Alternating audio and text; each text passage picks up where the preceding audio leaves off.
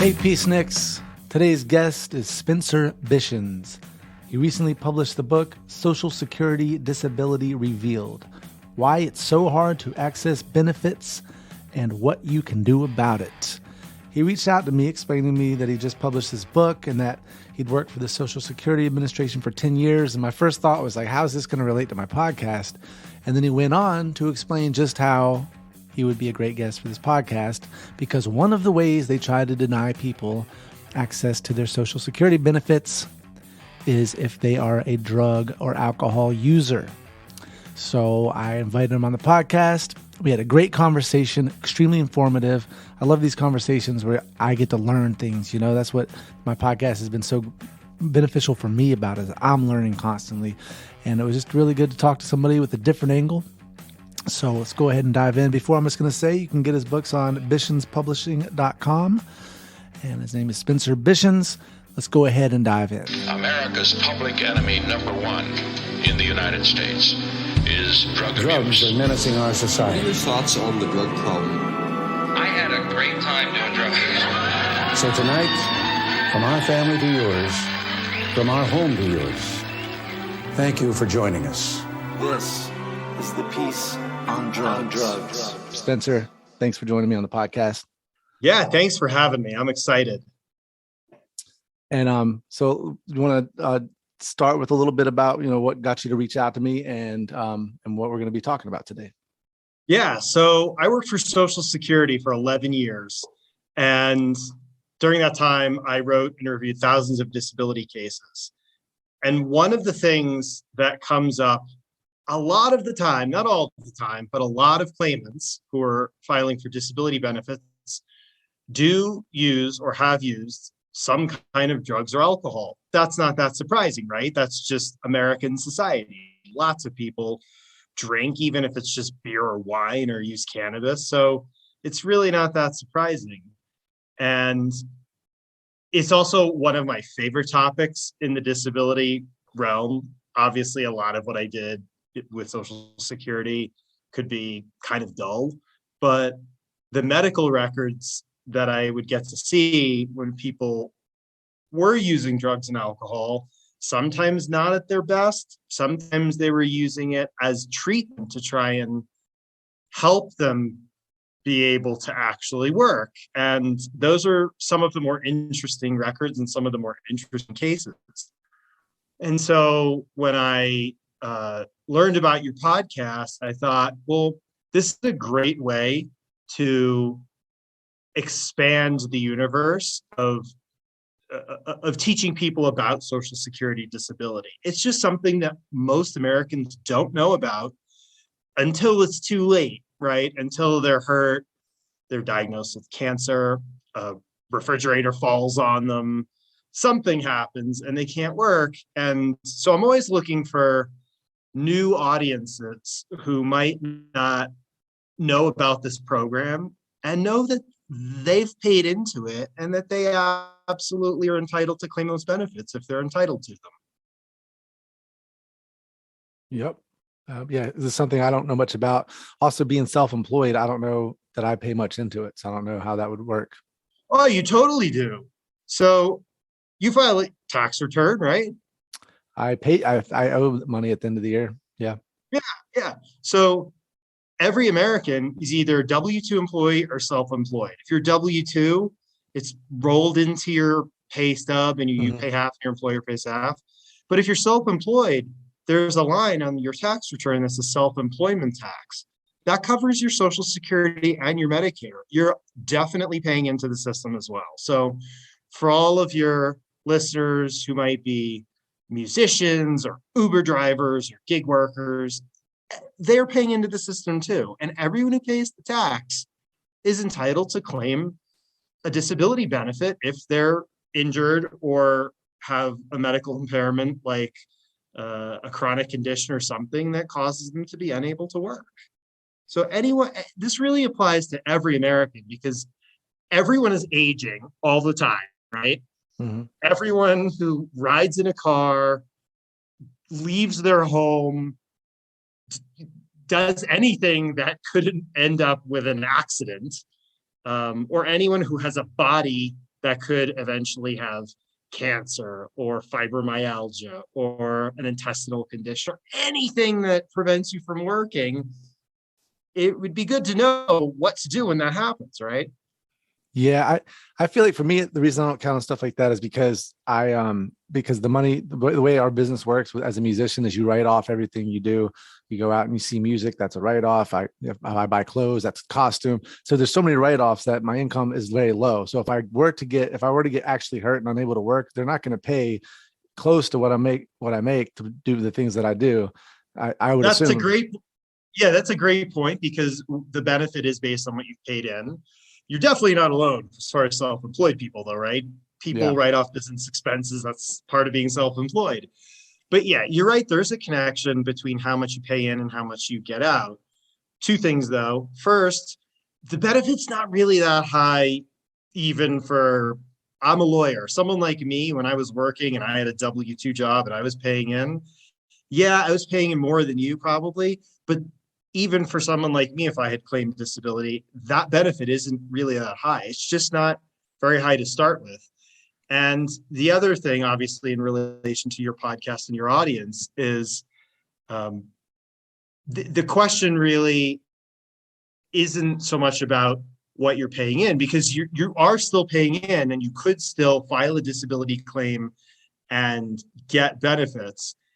It's not so much the amount, it's with regard to substance abuse. I don't like the word substance abuse, by the way. That's the word in the law. Just full disclaimer right up front. If I say drug addiction, alcoholism, or substance abuse, not my words. Those are Congress's words. Substance use, I think, is a better word. Can prevent you from getting benefits completely. So, yeah, you're right. How much you pay in affects to some degree how much you get out.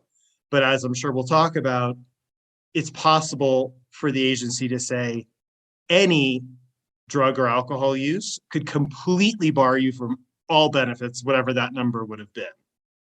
That's what it didn't bar me from giving into the system. Like I use drugs and alcohol. They're like, hey, are you using drugs and alcohol? Because you might not want to give us this money because you won't be able to get it back. Yeah. Do that. What if you were a drug dealer and that was your job, right? And you paid let's say you declared that income because you didn't want to break two laws. So you declared your income and you paid tax on it. Yeah, the government will take that, right? They'll take your money based for whatever your profession is. They're happy for you to report your income and take the tax. But in the late 90s, Congress decided there are certain circumstances under which we'll take the money in, but we're not going to pay it back out. It's actually really screwed up. I mean, if you're putting money into the system, it shouldn't matter like for what reason. I guess their logic of how they're going to sell this to why they would do that is that if you got injured, it might be because of your drugs or alcohol, and that's why we're not wanting to pay you. Is that what their logic is in that? That might be like the stated logic, but if you think about it, it was the 90s. It was like the don't do drugs, the say no to drugs era. And let's just be honest, who votes, or at least who voted back then? Now it's different, right? But who voted in the 90s? It wasn't young people. It was older people. It was people who, might not want to talk about the M word. Now, of course, we just say cannabis and it's actually legal. I talk about this in the book. It's legal in a majority of the states now, as you know, at least for medicinal purposes, right? Yep. And I'm from Washington State. In Washington, there are stores. You just walk in, you show them your ID because you have to be 21, and you just buy it and you walk out. So, but in the 90s, it was very different, right? So definitely, when the law was passed by Congress, it was more of a like, drugs are bad type environment. And they were playing to their constituents. They want to be able to go home and raise money and tell their 1990s constituents that we're not going to let those drug users get disability benefits. Yeah. And the laws just never got changed. It's just still there. Yeah. And that's unfortunately the way the whole drug wars kind of played out. But yeah, the anti-drug sentiment was so high in the 90s. I mean, we had a Democrat president, a liberal, so-called liberal president, Clinton, that created horrible laws for people that were for the for the lower class. And it was because he was appealing to this anti-drug, crime sentiment. Like crime and drugs were so linked together in our, what we thought about.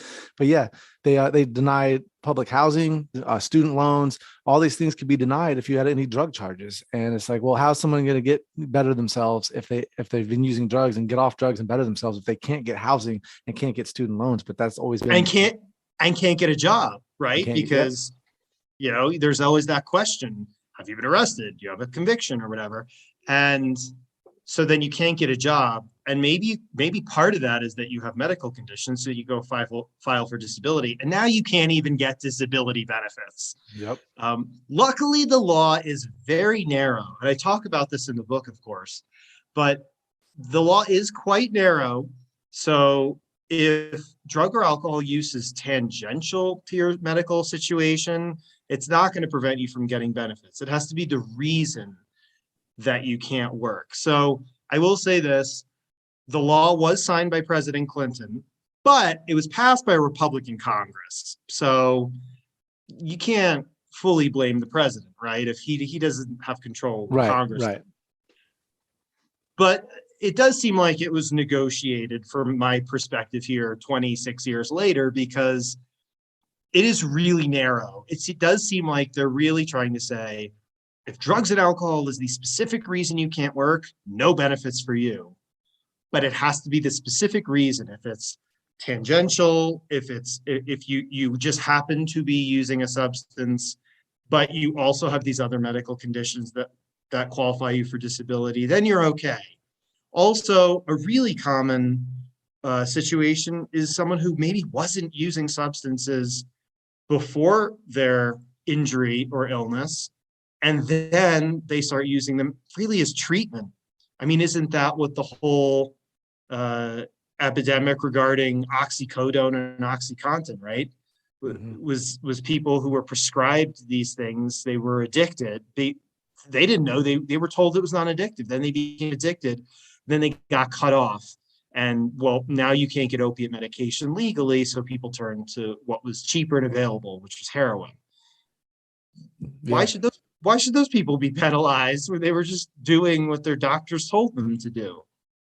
Yeah. So luckily the law, it's not as harsh as it could have been, and as it is in other areas, like you said, with housing and jobs. But it does still put the burden on this person who's got so many other stressors in their life. They can't work, they're hurt, they're sick, they're going to see doctors, they're on treatment. If it's cancer, it's chemotherapy. They don't have the energy to fight Social Security. And yet there's just one more element that one more hurdle, and it's a big hurdle that they have to get over to get benefits that they've paid into. Well, let me ask you this. How if I was applying for Social Security benefits, how would they find out I was using drugs? A couple different ways. The first is they'll ask. There's application forms, and they might just ask right on there. And obviously, of course, those are all done under penalty of perjury. If you lie, that's a whole separate problem, right? But the other thing is medical records. Blood tests. Sometimes when people end up in the emergency room, a lot of times the first thing the emergency room will do will be a blood panel, and it will include a toxicology screening. And that's not necessarily just because they suspect people of drugs. It might be that they need to know how to treat someone, right? If someone is coming in and they're disoriented, they'll run a tox screen because they need to know what is in your body that we need to deal with so that we can make sure you don't die. But other times it'll just be someone admits something to a doctor and they don't think about it until 2 years later when they're sitting in a hearing and the judge says, I see 2 years ago you were in your doctor's office and you told the doctor you were using cocaine. Is that accurate? So there's all kinds of different ways this comes up in a person's medical records or at the hearing. And yeah, it's obviously best to be truthful. Someone's asking for public benefits, they need to be honest and truthful. And there are all kinds of legal strategies that the person's representative can use to make a good faith argument as to why that substance use is not the exact reason that you can't work. I mean, in almost every circumstance, someone's going to have other medical conditions, right? So Right. there's always an argument to be made. No, yeah, this person's using even something like cannabis, or yeah, this person has been drinking, but they've been doing so because they're depressed. It's the depression that's the reason they can't work. The alcohol is a side issue. Right. And that is the case a lot of the time, that mental disorders, especially the more severe ones like bipolar, are going to lead to drug use, but it's a tendency to blame the drugs. And they see a lot of sick people and they go, that's because of the drugs. It's like, no, they're sick. The drugs are because of their sickness, not the other way around.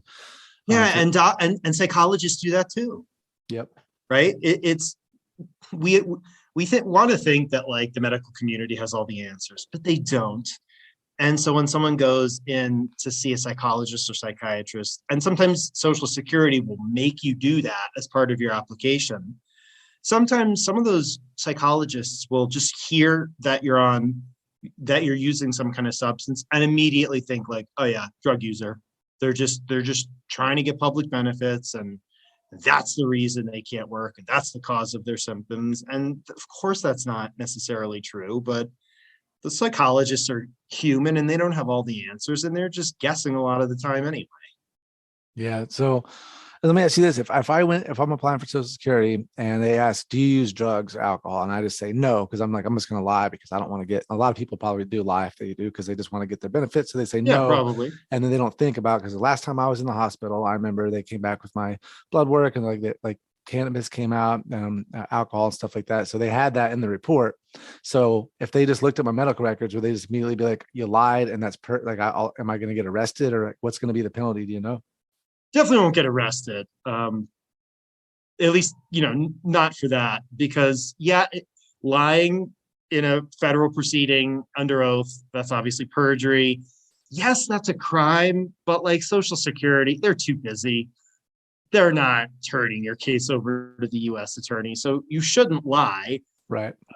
Because the reason that you shouldn't lie is not so much that you'll get arrested. It's that once the judge knows you're lying, you're basically done. You're toast. Yeah. That's going to be an unfavorable decision. And it's going to be a fairly easy denial for the judge, because they'll just say, I can't trust anything you said in that 1 hour of testimony because you lied to me. You admitted you lied.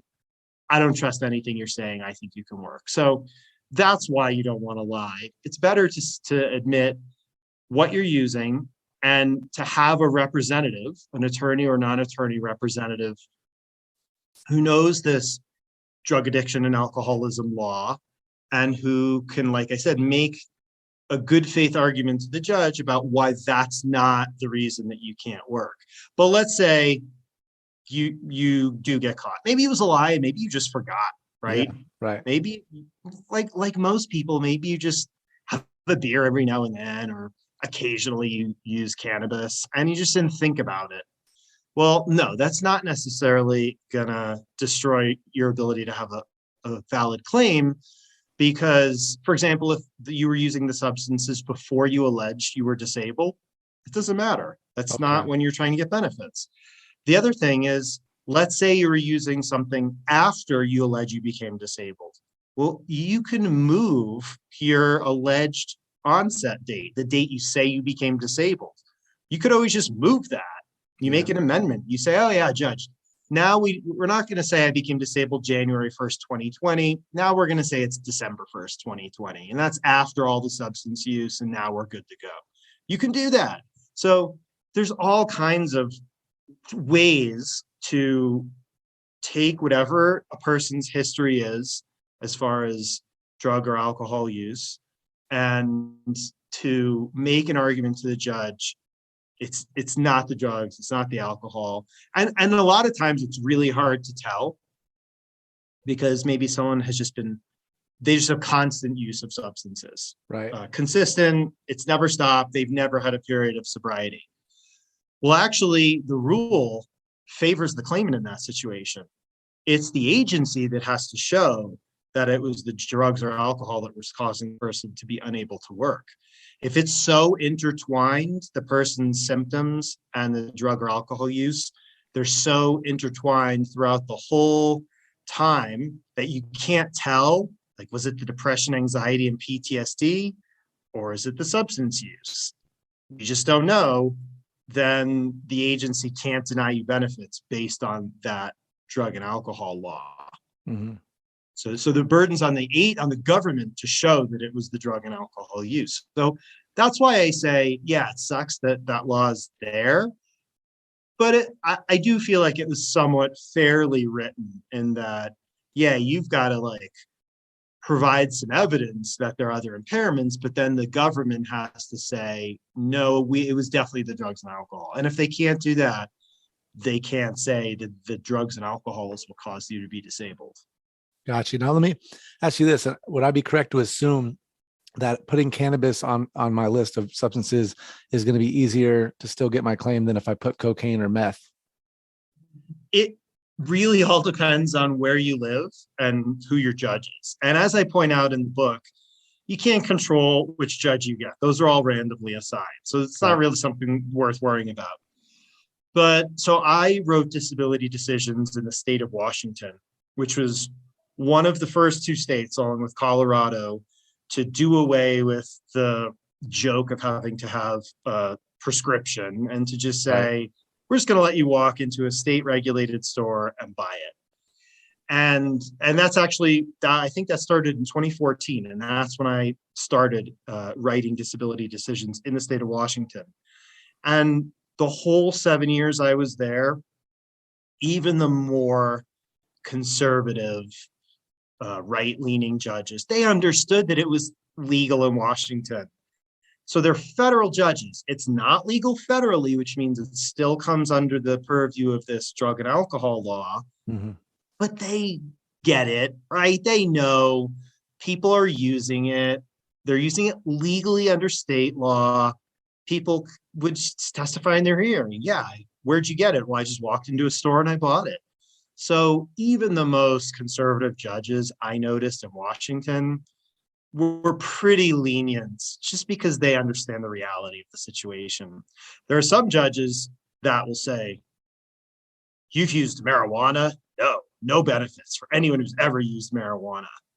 And as I mentioned in the book, you can actually kind of tell what kind of judge you have by whether they use the word marijuana or cannabis. Yeah. Wow. Right. These people who call it cannabis, oh, how long have you been using cannabis? They're probably going to be more lenient. But people who use marijuana, which I'm sure, as you know, is a very loaded phrase with negative racial connotations dating back to the 1930s.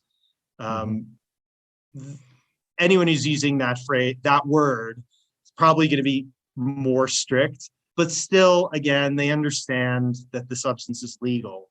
Whereas I think you said cocaine, right, in your example, not legal in any state, to my knowledge. No. So they're probably going to be a little more harsh, but it also depends on the context. If they see that, if they find out that you were using because it came up in an emergency room toxicology screening, and the ER doctor says, why are you using that? You say, I'm in a lot of pain. I'm just trying to take care of my pain. Well, trying whatever you can to take care of your pain so that you can go back to work actually makes you somewhat of a credible claimant when you're claiming disability benefits, because you're showing that you're trying not to need them for too long, right? So it all depends on the context of why you're using it. Someone who's using a substance like cocaine or heroin or whatever to help their pain may be seen as more credible than someone who's sitting around their house all day using cannabis and hasn't looked for a job in 2 years. Yeah, but I feel like most people that use drugs, even the guy that sits at home smoking cannabis, they're going through something. I mean, because I don't think anybody desires to just do nothing. I mean, I have plenty of free time and I choose to do a podcast because I want to do more stuff. And it's like, I don't have to do that. I could just be out swimming and going kayaking right now, but no, I want to do stuff. And people who use cocaine and meth, a lot of people that have suffered from major depression or ADHD will self-medicate with those drugs. Now, they're not the drugs that I would recommend doing, but they just naturally are drawn to those substances. So yeah, I would like to think that we could live in a world where you don't immediately judge, but I could just see a judge seeing the word meth user and just being like, no, this is not, we're not helping a meth user get on disability. I don't know, but like you're saying, that they. Yeah. And you said at the beginning of that comment, people don't want to be lying around doing nothing. Yeah, that's true. And maybe that person has no choice. Maybe they're in so much pain. It just hurts to get up and go to the bathroom and prepare a meal, and leaving home and going to a job and standing there for 8 hours a day. Like, they just can't do it because they're in so much pain. Mm-hmm. And that's why I say that, there's always another argument. If you're in that much pain, there's a reason, see it. If you can afford it, see a doctor. I talk about in part 4 of the book, if you don't have health insurance, if you can't afford to see specialists, I provide a lot of information on different ideas for different places you could go to get evidence, because that person's probably got some kind of physical condition where they need those substances to medicate them because they're in pain, right? Or a mental health condition. And I also provide lots of suggestions in the book. If you can't afford to pay a psychologist $125 an hour, here's some ways that you could try and not only get help for your symptoms, but also develop a medical record to show Social Security. Here's why I can't work. Here are the mental health impairments I have, and here's how it impacts my ability to work. So yeah, I agree that very likely in the situation you just said, that person who's using heroin or meth, they probably didn't choose it either, right? Like you said something about it's not the drug I would choose. But if you were sold an opioid medication for your back injury, and then they cut you off and you ended up on heroin, that wasn't a choice, was it? That was you just doing your best to follow your doctor's advice, and you just kind of ended up there, right? Oh, exactly. And also I said I wouldn't choose meth to treat ADHD, but I would. Heroin's a great pain reliever. The problem is that it's you don't know what you're buying on the streets. You could buy something that can kill you. And yeah, we talk about the opioid crisis. They overprescribe for sure, but they prescribe in these pill mills. A lot fewer people were dying when the Oxycontin was on the streets than what's happening now. And that's because the government shut down those prescriptions, when what they should have done is allowed them to keep prescribing the people that are addicted and to figure out how to get them off of them without just cold turkey cutting them off. That's why we're seeing this epidemic of drug overdoses right now. And that's happening you're the expert on this, so correct me if I got my facts wrong here, but that's happening in the Rust Belt, Appalachia, in the South. These are places where a lot of people tend to not have very high paying jobs. They're very physical jobs. The reason that opioid crisis happened is because that company was targeting people who they knew were in physical pain, right? Who had really physical jobs and who were having back injuries and knee injuries, and who felt like, I don't want to get fired. I'm going to do whatever I have to do to keep working. And then ironically, not only can't they work, but now Social Security comes along and says, oh, you're using drugs. Even though you were trying to work, use the drugs to try to work, now you can't work. And because you tried to use those drugs, now we're going to say you can't even get disability benefits. So in that sense, it's really kind of backwards, right? And that's why the disability judges, the good ones, the honest ones, really do try and look at not just what you're using, but why you're using it. And that's why I say that story as to what substances you're using and why, I think, is more important than what those substances are called. Yeah, definitely. And like you said, when you talk about these low paying jobs, can you imagine like the person that sits around and does nothing? Well, if you've come from a traumatic home and you don't even have, you didn't make it through high school, so you have no high school education or no high school diploma, you maybe have a criminal record from some drug arrest. So you're going out and you're trying to get a job making $8 an hour as a cashier or whatever job. You're even if you get the job, it's not like, yay, I got a job. It's like, now I can barely afford anything with this job that I'm going to hate. I mean, sometimes I think sitting on the couch and getting high just seems like a better alternative than going out there and getting denied after shitty job after shitty job. So for some people, they get stuck in that situation. Yeah, and then that cashier job, a lot of people think like, oh, cashier, they're just standing there taking money and making change, but that's not true. Like in a grocery store or in a gas station is a great example. Those cashiers are often also responsible for stocking the shelves, and like cases of beer can weigh over 20 pounds. Yep. So that's not an easy job, and it's very high volume. It's a lot of hours. And it only takes one incident. And as someone reviewing medical records and disability claims, that's what I would see all the time, is that one incident, that one time I went to pick something up and I just felt something pop in my back, and that was it. After that day, I couldn't lift anything. I couldn't stand. I'm in pain all the time. I don't have a high school education. Like you said, maybe I got arrested at 18 because my particular neighborhood, the police are there's just a higher police presence there, and they're more likely to pull people over. Yep. And now I can't even go and do that minimum wage job. Like, what am I supposed to do? I can't afford to see a doctor. I can't afford to pay pharmaceutical prices for pain relief. So that's just the reality of our labor and educational and employment and criminal justice system. Like, they're all connected, right? And that's just kind of who we are in the United States. It's sad, but that's the reality. And that really hasn't changed a whole lot since the 90s. And yeah, you get people who are, some people in their 20s, but actually a lot of claimants in their 40s and early 50s. So they really have been trying. They've been in that situation, but they've stuck it out for 20, 25 years of minimum wage, of living right on the edge of poverty, one paycheck away from disaster, and they're aging. So their body is really taking a toll, and they're not young. So they're not as employable with anything involving technology, right?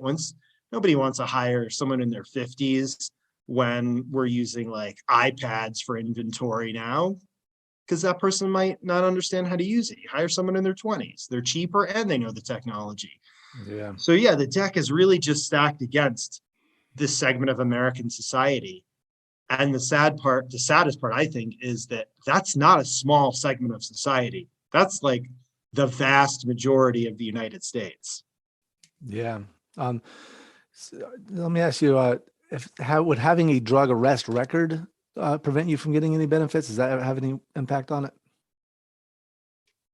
There are felon regulations related to supplemental security income, so there's two programs with disability with Social Security. One is the earned benefit. You pay the tax, the Social Security tax, you earn the benefit, and that's the Title II program, the SSDI program, that everyone who pays into the program is entitled to claim benefits on.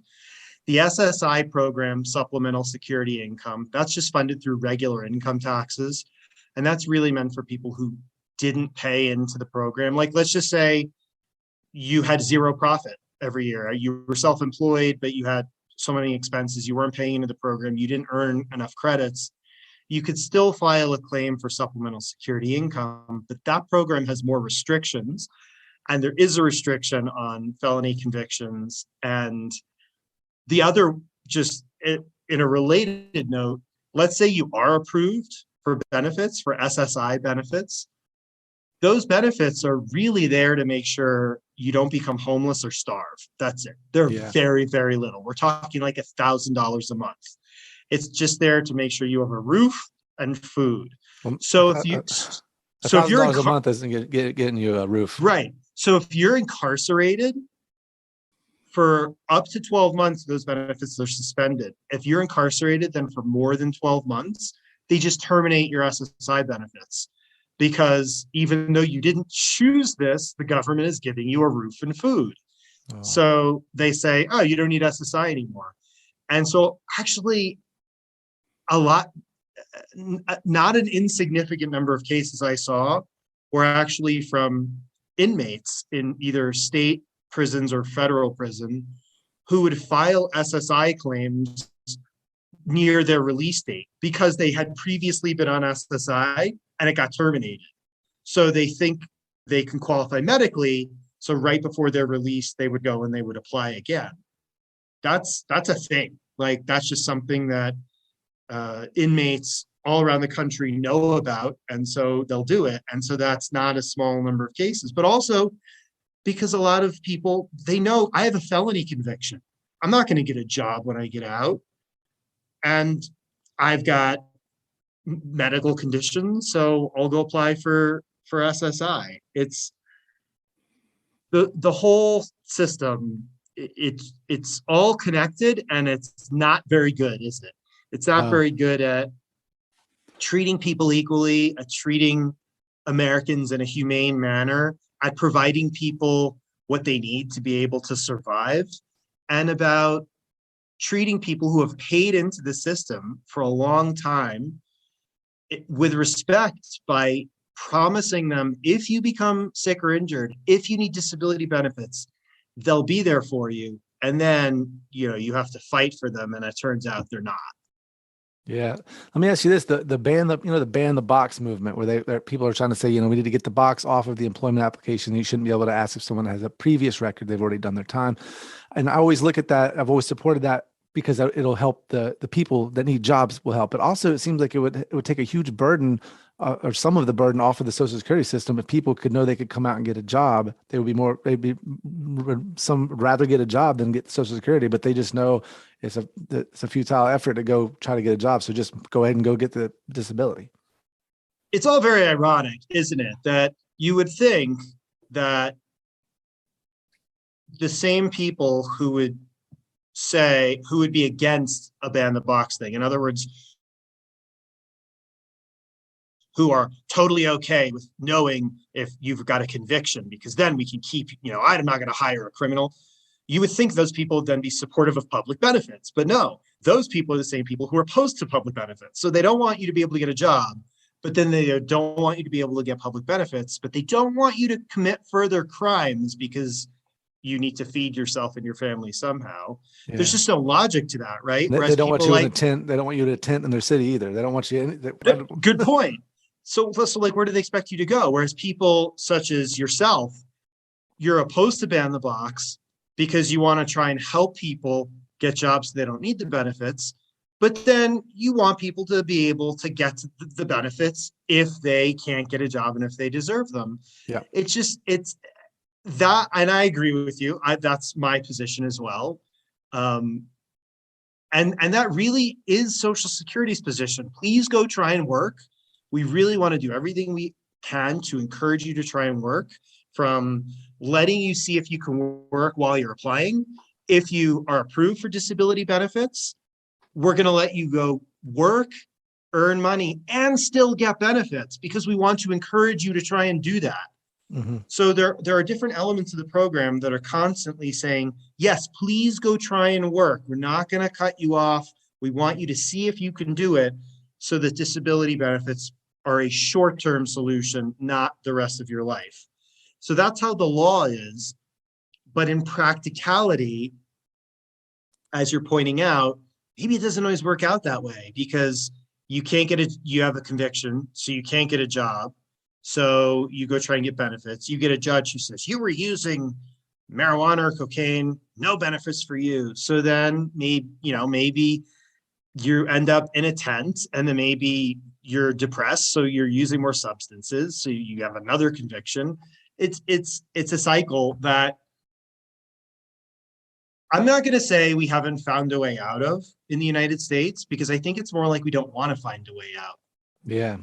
Because other countries have, like in Portugal, they've very famously decriminalized drugs. Yep. You're not going to get arrested for drugs. And turns out they don't have a big criminal drug problem. Who knew? If you stopped arresting and prosecuting people, your amount of convictions would go down. And now people can actually get treatment and can go work and pay taxes into the system and not be needing public benefits. We know how to do it. We just choose not to. Exactly. We saw the same thing happen in Baltimore when COVID happened. They stopped arresting for minor drug charges because they didn't want to fill up their jails. And they realized that they thought crime was going to go up, but it was unavoidable. Well, crime went down, and so the DA, after COVID restrictions were lifted, they were like, we're not going to go back to arresting for those things because we're seeing crime go down. It's like, yeah, stop creating criminals. You'll stop having crime.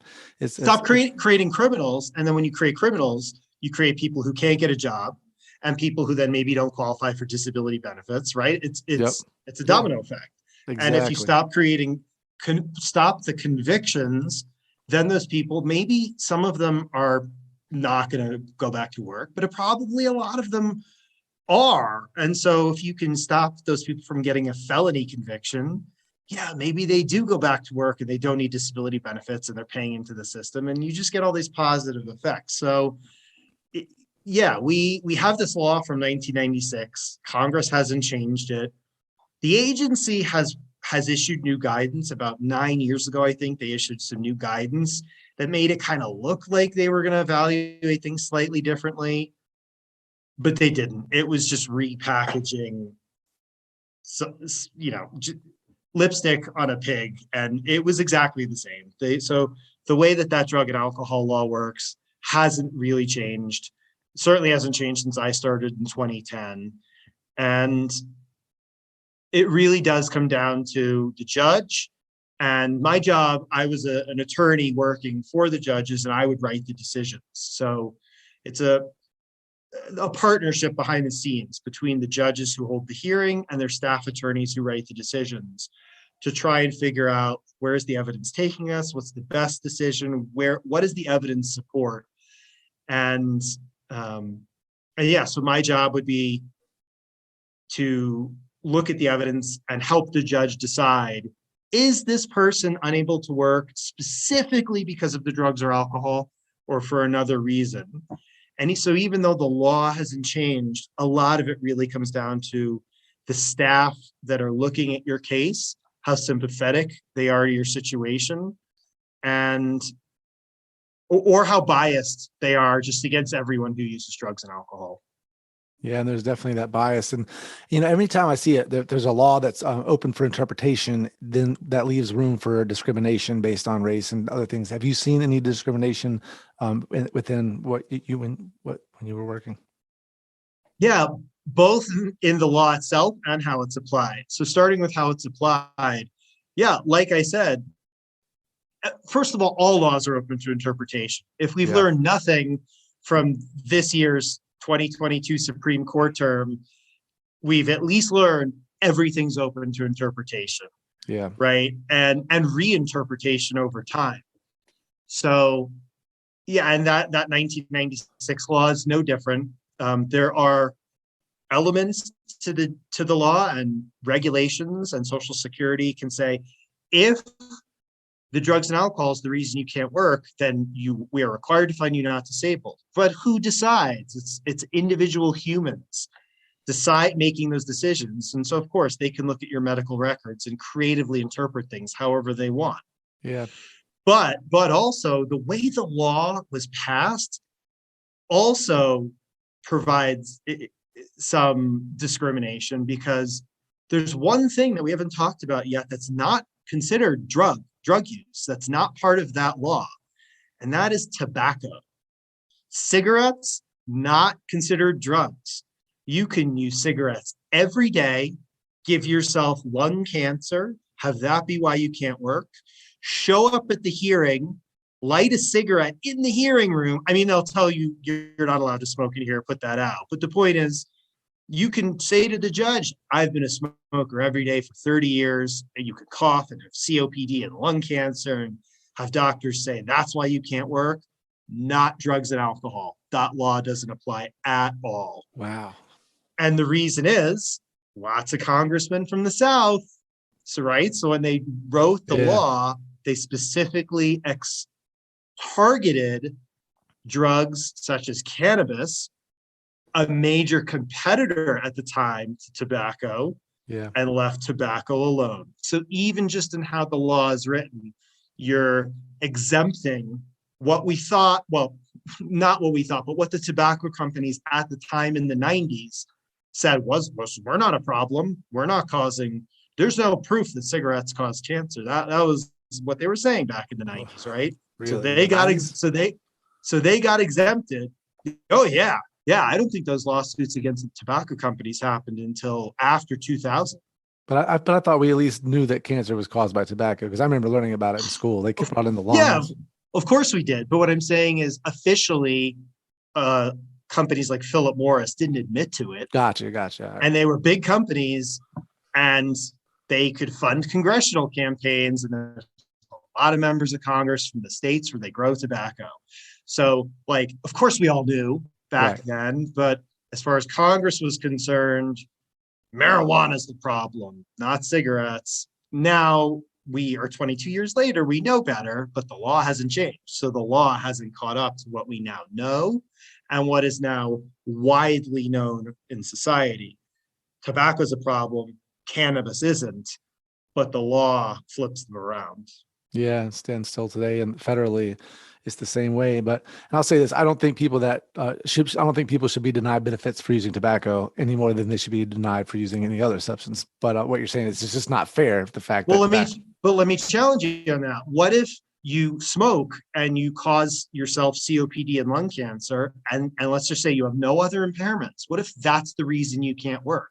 In other words, what if you caused your own disability? Yeah, but this happens with people with eating too much sugar and getting diabetes, or eating too much food and they're obese. Like, there's a lot of health problems that happen because of the way we live, and it's people are going to live the way they're going to, and we need to help people that get sick. And if we can get people to smoke less, which we have on a larger scale, that's great. But if somebody chooses to smoke and they get injured, we need to have a system to help them, I think. That's a really good point. It's a great argument, and that's how the law is, by the way. You can do what I just said and get disability.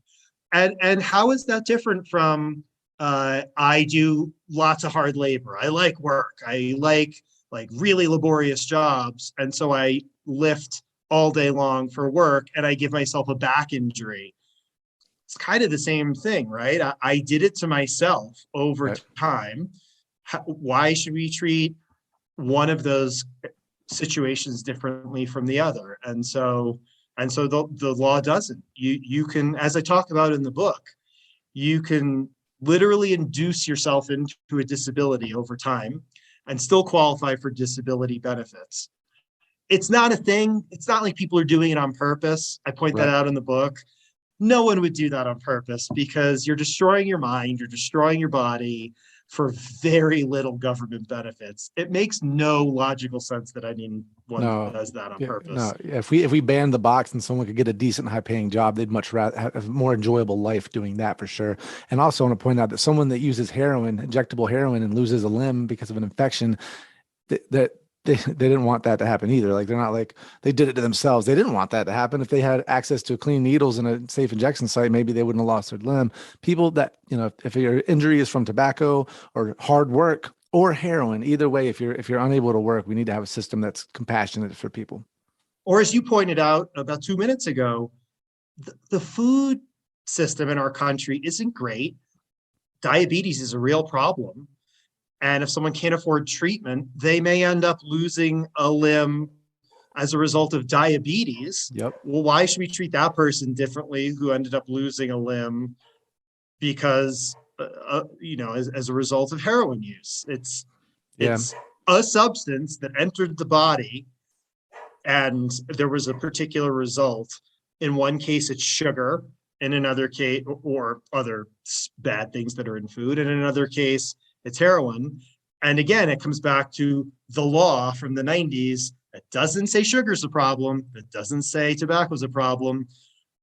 So it only says we've just decided as a society, certain things are drugs, right? Right. Even though these things 130 years ago were completely legal. I mean, Coca-Cola, isn't Coca-Cola called Coca-Cola because it originally had cocaine? Yep. And that was used as medicine for children. Yep. And so back then, what we thought of as medicine is different from today what we think of as medicine. But even today, or at least 20 years ago, we were basically prescribing heroin for people and telling them it's safe and non-addictive. This will get you back into your heavy labor job in Kentucky. Take this substance, no problem. It's not drugs. Turns out it was really it was chemically exactly the same as heroin, right? Yeah, and heroin was actually you could go to the drugstore and buy it right off on the shelf. Bayer made it, the aspirin company. Bayer, you could go buy heroin. I think from 1890 to 1903, somewhere around them, like those years, 13 years, you could just go in and buy your heroin. And the thing is, it wasn't a big problem. People weren't just like dying in the streets and getting addicted. It's the prohibition is what's causing the problems we're seeing today. Yeah, and people die for plenty of other reasons. I mean, diabetes is a huge problem. Yep. And it's not because of heroin. Heart disease, I have a family member who grew up eating lots of red meat and ended up getting heart disease. Who knew, right? So yeah, what we put labels on is, this is drug, that isn't, this is bad, that isn't, obviously changes over time. So it's unfortunate that we have this law from 1996 and that it's not been updated. It really should be.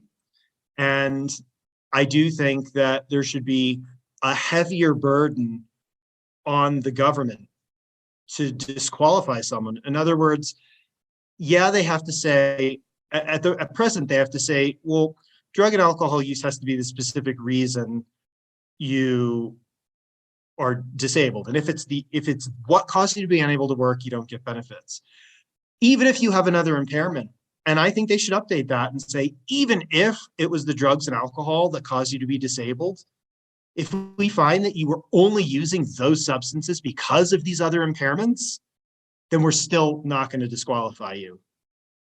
Yeah, I think the only way you should be able to be disqualified is if you are still able to work. If you're able to work, then you can't get benefits. But if you're unable to work, whatever the reason is, we should have a system that keeps you from being homeless for sure. We need to, and I don't know if you've done much research in like UBI, universal basic income, and I have a lot of questions about it, but it's fascinating. It's in the book. Oh, I talk about UBI in the book. Yeah, at the end of the book, when I talk about how the system could be improved, I basically the basic argument is it's not just Social Security disability. All of our public benefits programs, SNAP, WIC, school lunch, Section 8 housing, anything where you have to qualify. Well, we talked a few minutes ago about discrimination, right? Discrimination happens when we make someone qualify for benefits. That's right. When we're just inviting people to be discriminated against. So if we just take, and it's expensive. I mean, so Social Security alone has tens of thousands of employees that are there to decide whether or not someone qualifies for not very much in benefits. So in the book, I argue, yeah, if we just had a UBI, we got rid of all these qualification systems, and we got rid of this massive bureaucracy, and we just gave people money, we wouldn't have to ask them if they qualify for it, which means we don't have to ask them what substances they're using. Your life, your body, use whatever you want. Yeah. Here's some money, so that if you lose your job or if you have a hard time getting a job, you don't become homeless. Then you don't up in a tent, and people don't complain about tents. And then landlords don't have to worry about not getting paid rent. And then Congress doesn't have to do this massive rent relief when we hit a pandemic, right? Yeah. So yeah, I'm totally on board. The UBI, I think, and it's not new, it's not untested. No, yeah, they've done experiments with it. In Canada, there was one that was really promising. The thing questions, of course, I have is that saying someone's got to do the dishes, So you have, if everybody all of a sudden starts making money, well, then maybe there's not going to be as many servers in restaurants. But then you have to ask yourself, well, maybe we don't deserve to have these servers. Maybe people shouldn't be. We have to maybe rethink the whole social, what it means. Maybe we all chip in on the dishes. I don't know how it plays out, but yeah. Or those servers should be being paid a living wage like they are in France. I mean, in France, you get a job in a restaurant as a server. First of all, it's not looked down upon. In the same way that teachers in Finland are I think in Finland or Iceland are some of the highest paid people in the country, because it's a revered profession. In the United States, if you can't get a job doing anything else, you just go become a teacher. And we don't treat servers very well, but in France, it's a professional occupation. Yeah. You know, you wear a suit or a tuxedo, you go to school to learn how to become a server, and you're paid a professional wage. And yeah, and maybe that's the key. I think saying like, oh, well, if everyone had $700-800 or $1,000 a month, no one would work. That's a ridiculous comment. Like, as you pointed out earlier, that's not it. It's barely enough to keep you afloat, but at least it could possibly keep you afloat. And I mean, think about what happens to the unemployment system in 2020. In almost every state, it just completely collapsed because states weren't prepared for it. And Congress had to do the CARES Act and PPP and all kinds of things. They had to scramble because this wasn't already put in place. And they did 3 UBIs, right? Yeah. 3 universal payments to almost every American. But if they had just had that in place as a normal thing, it would have been like, oh, pandemic. Well, that kind of sucks, but we're not going to hit a recession because everyone has this minimal level of income. We help each other out. And it would help the rich people too. All the rich people, the super rich who are opposed to something like a UBI. Well, major and massive companies in this country exist because the masses are consumers. We're a consumer society. Yeah, if you just Amazon made a fortune when everybody got those checks in the mail. So it would be it would create a circle. And Andrew Yang talked about it in his book where he's like, if we taxed Amazon the money, because what we're doing is we're moving to automation. How do the robots do the job for us? How they do it for us is we got to take the profits at the companies that are automating and take some of those profits and give it back to people that are consuming and create a circle. Yeah, and just as it relates to your audience, what that would do again is it would keep the money flowing. It would keep the economy moving, which, I mean, it's not like you're going to always be able to avoid a recession. It's a normal cyclical thing, but it would moderate recessions, right? The corrective parts in the cyclical economy wouldn't be so bad because everyone would have this income that they could depend on. Not a lot, but a little bit. And as it relates to your audience, that means people could use the substances that they're addicted to because they've been lied to, or that they're using to treat their mental health symptoms. They're using because we don't have a universal healthcare system in this country and that's all they can get. For whatever reason, people can do their thing and not be hassled and not be discriminated against and treated differently than people who have a glass of wine or whiskey every night, or people who use sugar and candy as their own personal self-medication. So yeah, it's the last chapter in the book. It's I think it's fascinating to think about and to explore, but the reason it's chapter 34 and there's 33 chapters before it is that while this is a great theoretical long-term exercise, it's not the system we have now, right? And so it's great to think about how could we improve things, because that's the only way they're ever going to be improved. But I also want to make sure that today's claimants, people who are in the system now, people who need benefits now, people who can't work today, can know, okay, I love your thinking for the future, but that doesn't help me now in 2022. I need to know how to use the system today as well. So the first 33 chapters are about the system that currently exists. And I think it's really important that anyone who has a medical condition, that knows someone that does, that thinks they or a loved one can't work or might not be able to work in the future, it's important to understand the whole system. Definitely also that chapter about DA and A, how drugs and alcohol affect your claim, but also all the other parts of the system, right? How the agency looks at your medical evidence and what kind of evidence you need so that you know what to expect, so that you know what you have to do to prove your case to give yourself the best chance at success, even if you're using or have used some kind of substance. Yeah. So I like what you're talking about, like what you're writing about, and I'm And we're going to wrap this up. It was great talking with you. But so before I let you go, though, where can people find your book? Sure. The book is called Social Security Disability Revealed: Why It's So Hard to Access Benefits and What You Can Do About It. It's on Amazon in ebook and paperback. It's also on Scribd, Kobo, Barnes & Noble, Apple. The easiest way to find everything is to just go to bishinspublishing.com, because we got links to everything right at our website. That's BISHINS, bishinspublishing.com. You can follow us on Facebook, Instagram, and Twitter. There's links to all the different places to buy the book. And I'll even post a link so someone can listen to this interview. Awesome. Thank you so much for being on the podcast. And it really wasn't, I love talking with you. And first time I've talked about UBI on the podcast, and that's something I'm really fascinated or interested in. So yeah, thank you so much for being and joining me on the Peace on Drugs.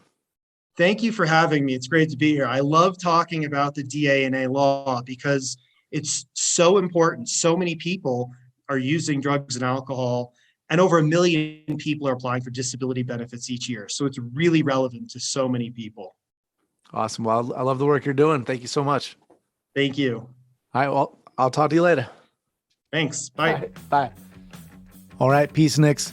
As always, if you like what we're doing, go to Apple Podcasts, give us a 5-star rating, follow us on Instagram, Twitter at the Peace on Drugs podcast, and go to www.thepeaceondrugs.com/subscribe and subscribe to our newsletter. All right, we're going to let Twiggy Branches take us out. So peace out. You pay for what you get. You pay for what you get.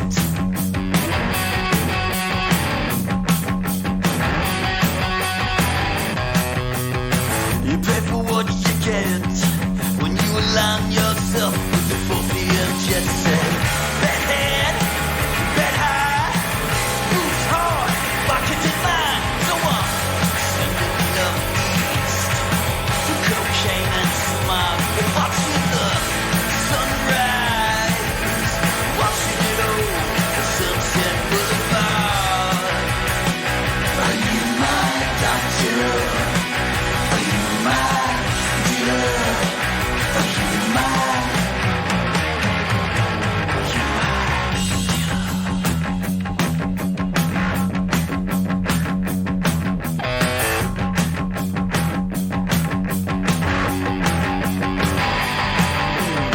You pay for what you get. You pay for what you get.